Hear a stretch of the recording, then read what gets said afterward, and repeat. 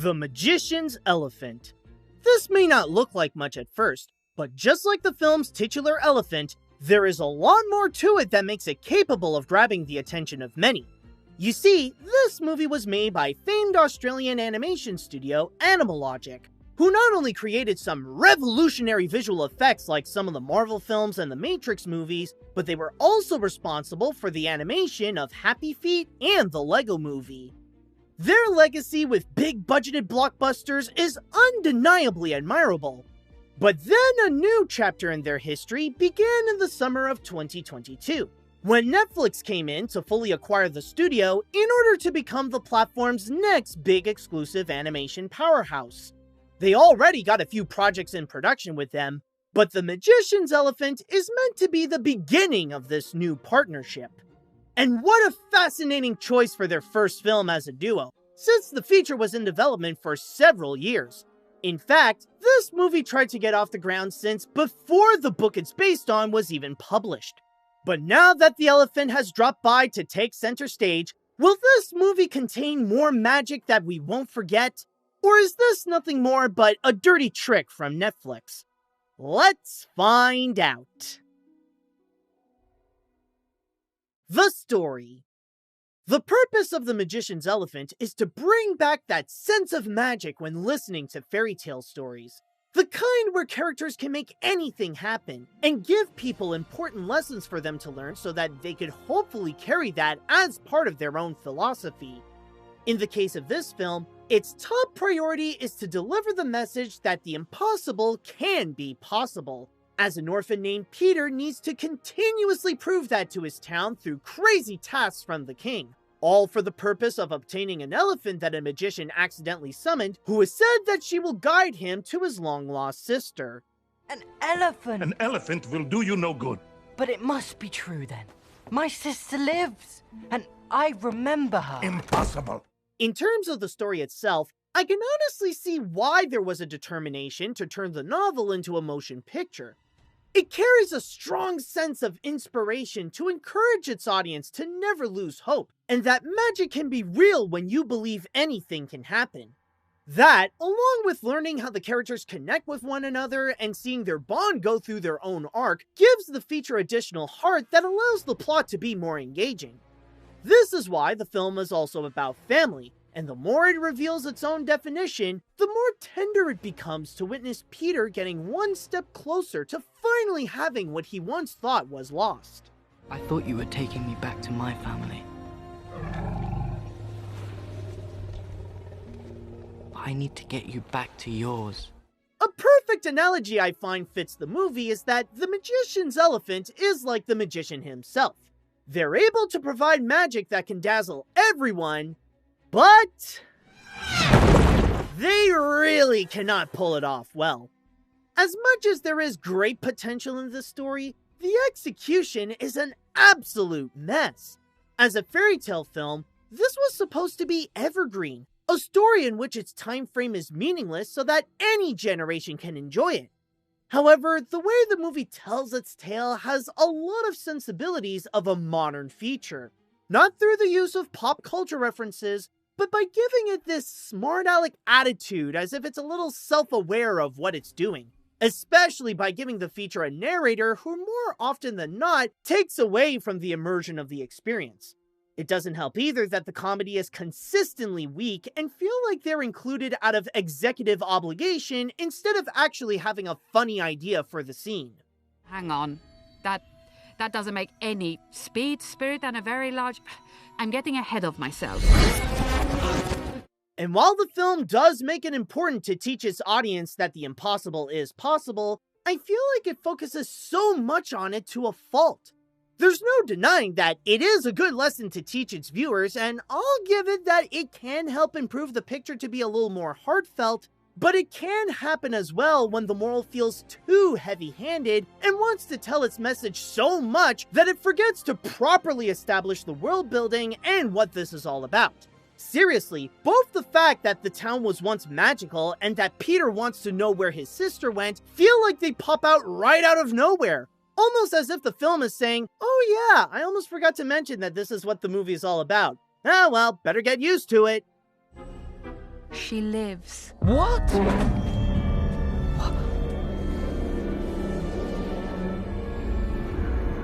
I could see the potential of the story and how it could be turned into a magical animated adventure that can be captivating. Maybe it's better how it was told in the book, but the movie certainly did not do it justice. The animation. Well, at the very least, considering how it was Animalogic who produced the visuals, the animation is one thing to look forward to in this feature, right? Not entirely, but mostly yes. There are certain qualities in here that do present this sense that this is being handled by a big-name studio with a decent-sized budget. One element that is admirable is the entire town itself. Just by looking at the backgrounds, it visually tells us a bit of its backstory. How it was once a colorful and lively city that takes inspiration from European architecture, but ever since the magic was gone and people became more pessimistic, all the colors became muted, and what was once a vibrant place now feels like it's spiritually abandoned.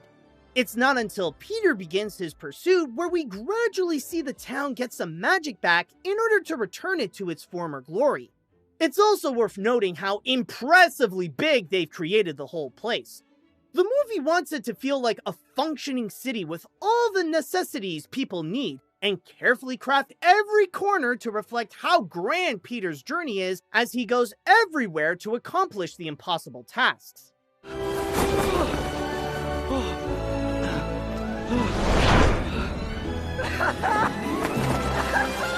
But then when it came to animating the characters themselves, that's where the Magician's Elephant no longer finds itself among having the most admirable animation.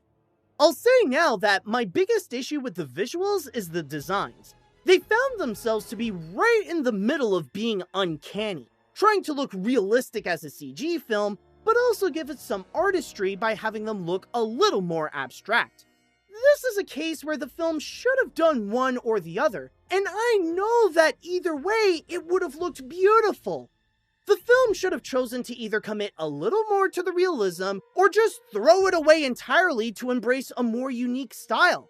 The fact that it tries to do both results in the people looking unnaturally deformed, all with gigantic eyes and large puffy lips that makes you question if the town was once filled with magic, or if it's actually radiation that wants to apply the movie's message to human genetics.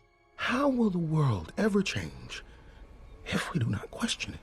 The world cannot be changed. The world is what the world is, and forever has been. Their looks alone are one thing, but when they come alive, I'd say that, again, it's mostly good. I can see the ambition that the animators had in mind when portraying Peter's adventure, and how they want to make it exhilarating and awe-inspiring with moments of action and wonder. This also includes times when they really want to sell the emotions with personalities that can be wild and eccentric, or subdued and tender. The work by the team themselves do have a lot of merit, but the one thing that holds back a little is the technology they used. This is a similar problem I find with their last feature, DC League of Super Pets, where the rendering makes some of the animation not feel as smooth as it should be. Maybe this is a little minor, and it's not always noticeable, but it's during the more action-packed moments where the movements and the effects suddenly get a little clunkier, as if it has a hard time to keep up with the movie's pace.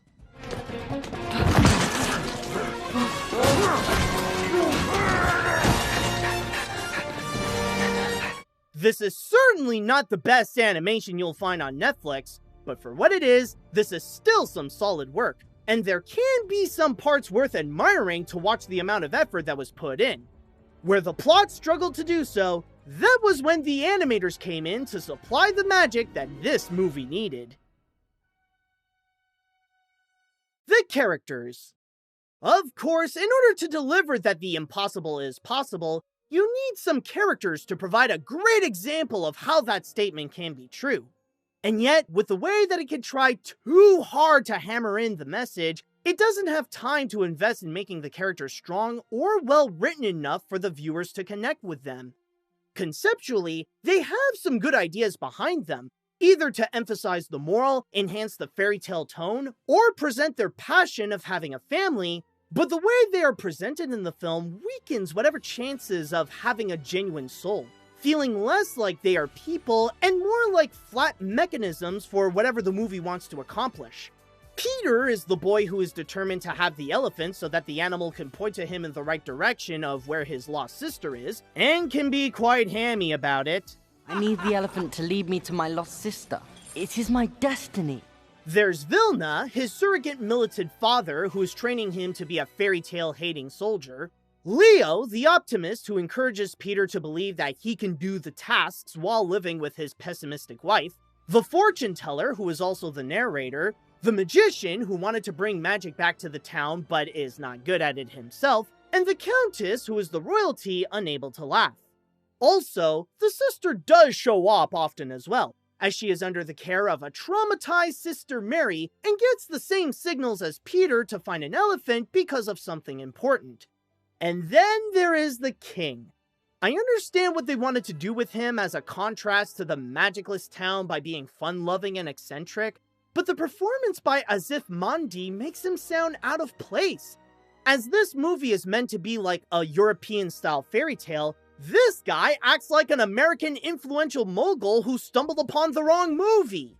So each day I'll pick something impossible for the kid to do, and if he does all three, thus proving his valor, strength, blah, blah, blah, he gets the elephant. I'm still king, right? I didn't miss a coup or something? Speaking of performances, another problem I have with the characters is that it feels like there are too many varying accents for this setting. Sure, it's common to hear different accents in animated films, even when it's on a set location, but at least those ones only have a handful, and one that is the most prominent. In The Magician's Elephant, they never established that the town is this global metropolis that people from all around the world come to reside, and almost not one person has the same accent. I get it that this is a fairy tale place, but it's a component that I don't find to be necessary and feels more distracting than something that could immerse me into this world. The elephant is a criminal and is being treated as such. A criminal? No. This may just be the opening barrage. What? We must expect other beasts to be launched at us. Also, while this may only happen a handful of times, it can be noticeable when the pandemic affected the recording process.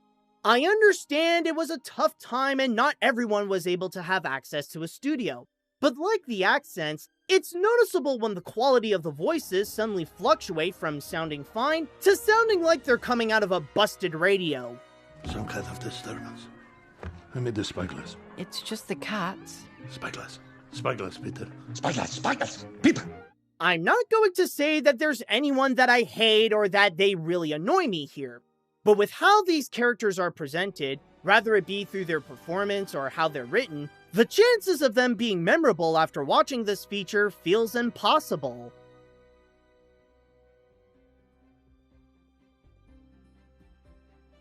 Deep within all of this, there is a good movie that can be found.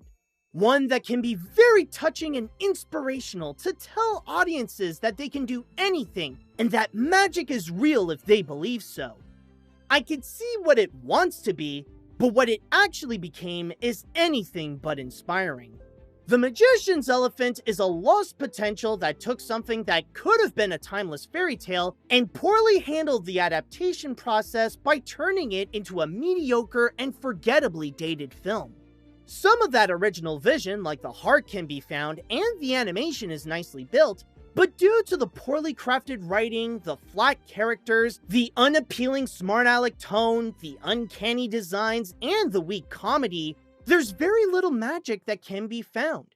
There's honestly no rush to go see this movie, and I think you can live without seeing this, but it is also harmless if you consider checking this out. But if you're looking for something that has more magic, then come and subscribe if you haven't yet and give this review a like. You don't have to do some impossible tasks in order to enjoy my videos. They say that an elephant never forgets, but I think even they won't remember much from this movie.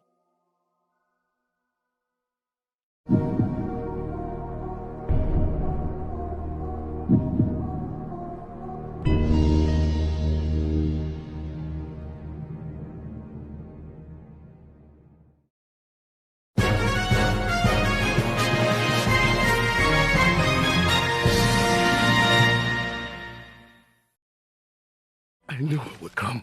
You did? No, but I had strong and unreasonable hopes. And sometimes that's enough.